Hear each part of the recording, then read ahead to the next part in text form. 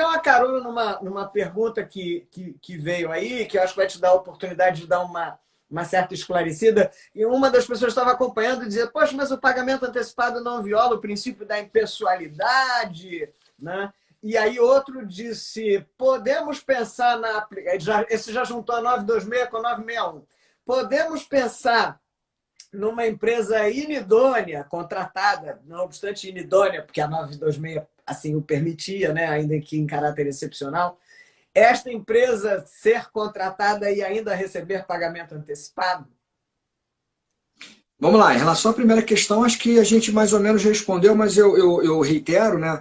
Por que não é violação de pessoalidade? Porque isso vai ser previsto no edital, no instrumento convocatório, ou vai ser colocado no instrumento de contratação direta. Isso vai ser ofertado para todos no mercado.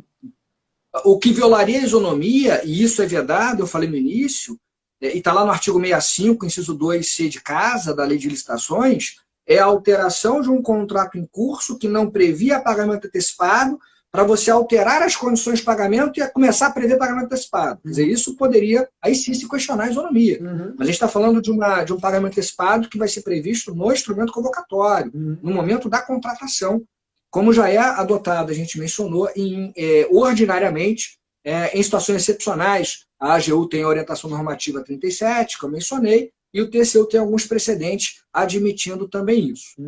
Em relação à segunda questão, Vanessa, acho que é uma boa oportunidade para eu fazer um parêntese aqui, né? A pergunta é interessante, será que eu poderia contratar uma empresa inidônea e usar o pagamento antecipado? O primeiro ponto é o seguinte, né? A Lei 13.979 de 2020, que foi alterada por medida provisória e prevê a possibilidade excepcional de contratação de empresas inidôneas ou suspensas, quando houver restrição de mercado, quando elas forem as únicas capazes de fornecer o bem ou serviço, é importante registrar isso, tá? A Lei 13.979, ela não fala, olha, pode contratar empresas idôneas por aí agora, está liberado, agora pode tudo. Né? Carnaval, não é. A gente só pode, pela Lei 13.979, contratar uma empresa idônea ou suspensa em situação muito específica, se ela for a única empresa capaz de fornecer o bem ou serviço, é o que a lei fala lá. A Lei 13.979, ela tem uma diferença muito clara em relação à medida provisória que a gente está tratando hoje na live 961.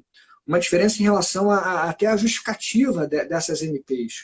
A Lei 13.979, quando ela foi promulgada, ela se atrelou expressamente à Declaração Internacional de Pandemia da OMS, que foi lá, se não me engano, 11 de março desse ano, 11 de março por ali.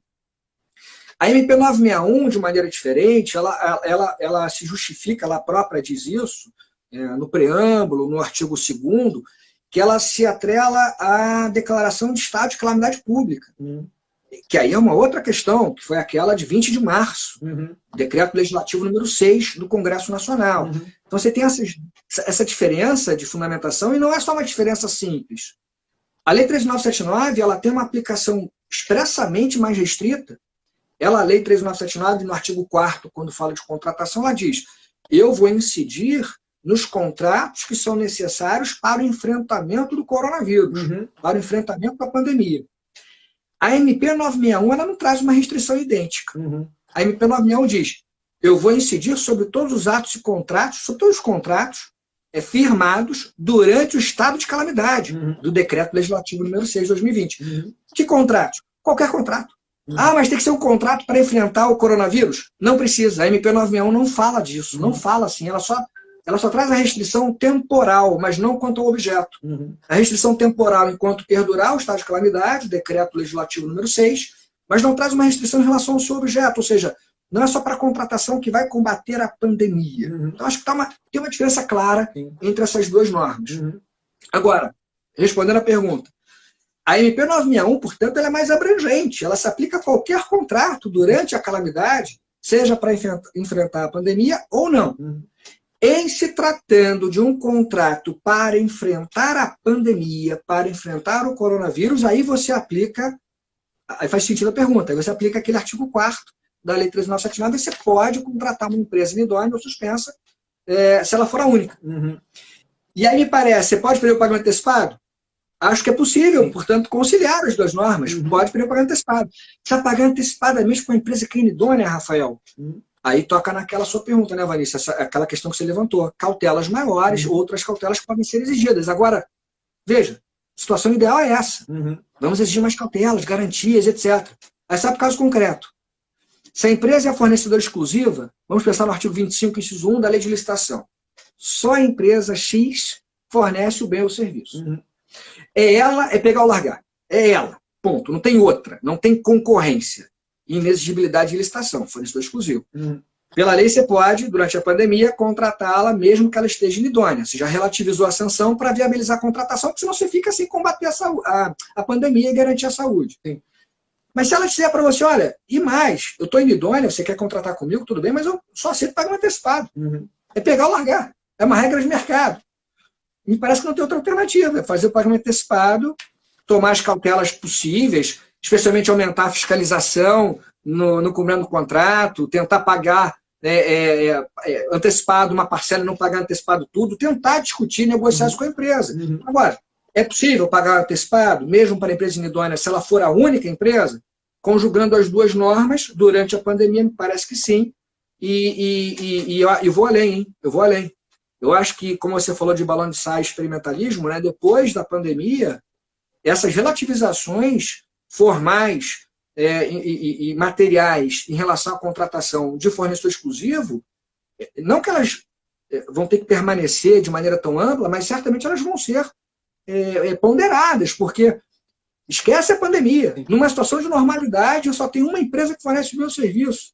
Se eu declarar inidôneo, eu nunca mais vou poder contratá-la, ou nunca mais, durante a inidoneidade. E se eu precisar dessa empresa para fazer a manutenção de um bem, ou prestar um serviço, ou coisa que vale, eu não vou poder contratar. Não faz sentido a relativização? Como é que fica a eficácia da inidoneidade para uma empresa que é fornecedora exclusiva? Uma pergunta para a gente avaliar depois da pandemia. Eu acho interessante essa demarcação que você fez, né, de que a 13979 mais preocupada especificamente com as contratações direcionadas diretamente ao combate à pandemia. E essas normas mais recentes, elas já estão abrindo mais. Lembre-se que a 966, tratando lá de erro grosseiro e tal, ela já fala das de combate à pandemia e das de combate aos seus efeitos sociais ou econômicos. Então já amplia o escopo, né, o alcance, né, daquela disciplina, assim como faz aí a 961. E eu acho que faz todo sentido, porque, embora, é claro, a nossa primeira sensibilização tenha sido para essas coisas mais imediatas, mas a administração vai ter que responder e responder rápido também para combater os efeitos sociais e econômicos, como está sendo chamado agora, né? Olha, pague prestações assistenciais, faça isso. Tá bom, para pagar a prestação assistencial, eu preciso do aplicativo para o cara se habilitar. Né? Aí eu preciso contratar um aplicativo. Ah, não pode, tem que fazer um processo. Não vai dar. Né? Então, acho que isso é uma tendência. E eu tenho sugerido, Rafael, até porque isso está ficando mesmo uma teia difícil de entender, né? Tenho sugerido como uma medida importante de cautela para o gestor que ele, nos contratos, ele comece fazendo uma preliminar de qual é a moldura normativa que se aplicou. Ó, as normas de regência aqui, essa medida provisória, aquela, porque a contratação é para a pandemia, ou a contratação é para os efeitos sociais, ou não sei o quê. Para você já começar o processo com o máximo possível de clareza, pelo menos em relação a qual é a moldura normativa. Né? Acho que a gente tem... Sou eu pensando no day after.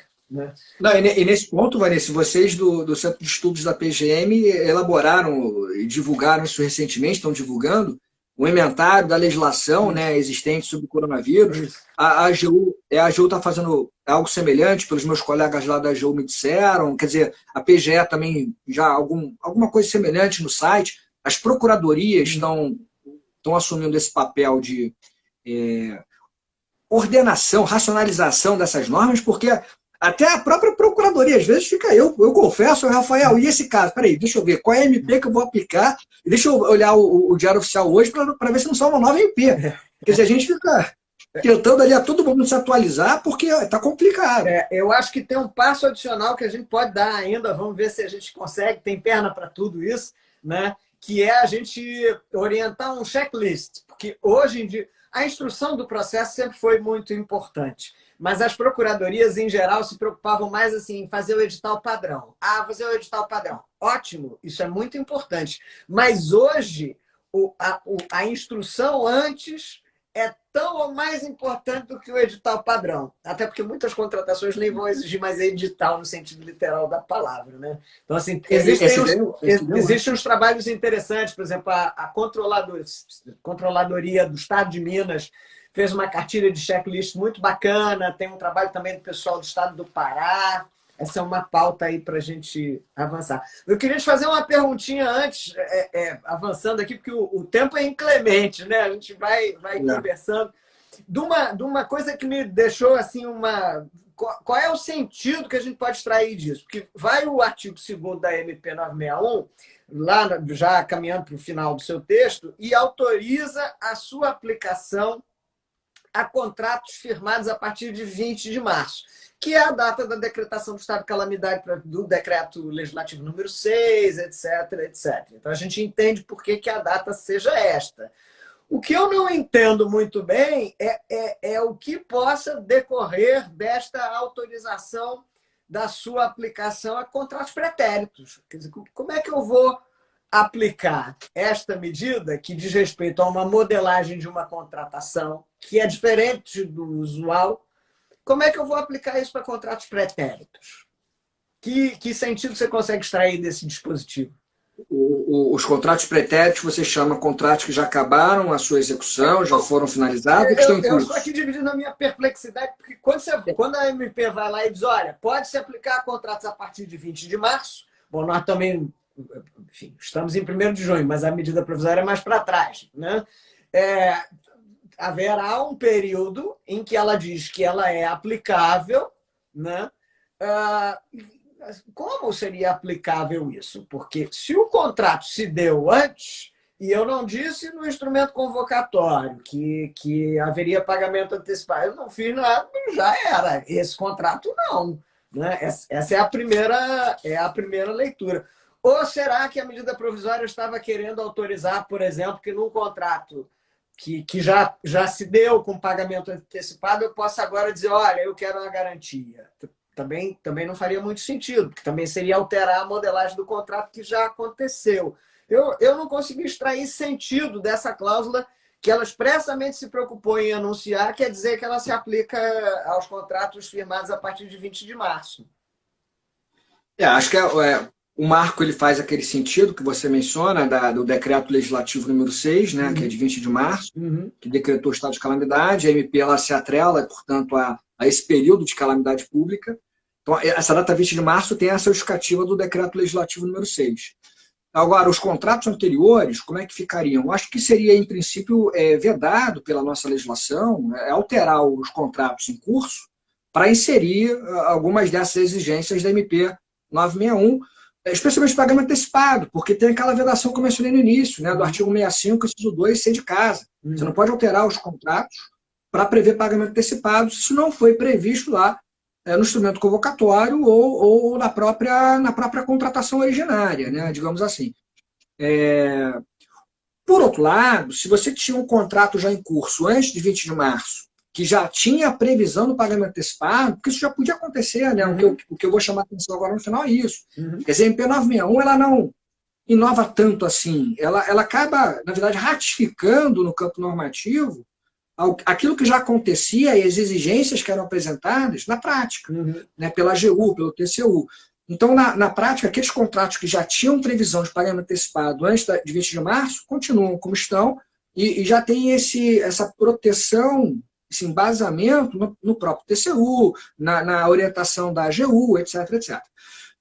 Aqueles contratos que não tinham a previsão de pagamento antecipado e agora entra em cena a MP 961, como é que eles ficariam? Eu acho que, em princípio, seria vedada a alteração desses contratos por termo aditivo para se trazer uma previsão de pagamento antecipado, porque, na minha visão, isso violaria o artigo 65 da Lei de Licitações dos Contratos, 65, inciso 2, C de casa.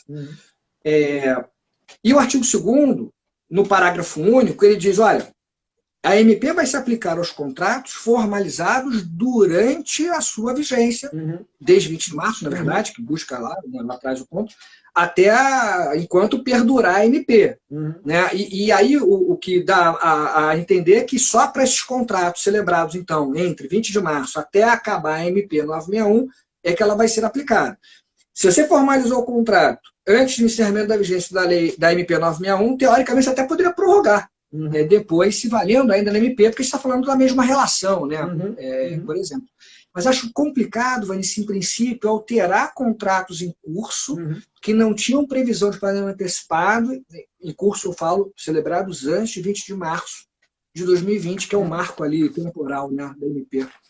Não, essa também era a minha leitura. Não sei se a preocupação era mais assim, olha, vamos dar uma tranquilidade formal, né? Então, em vez de você precisar fazer a interpretação, como você fez o exercício, pega esse trecho aqui, não, agora ó, a MP autorizou, né? Então eu fiz e depois veio...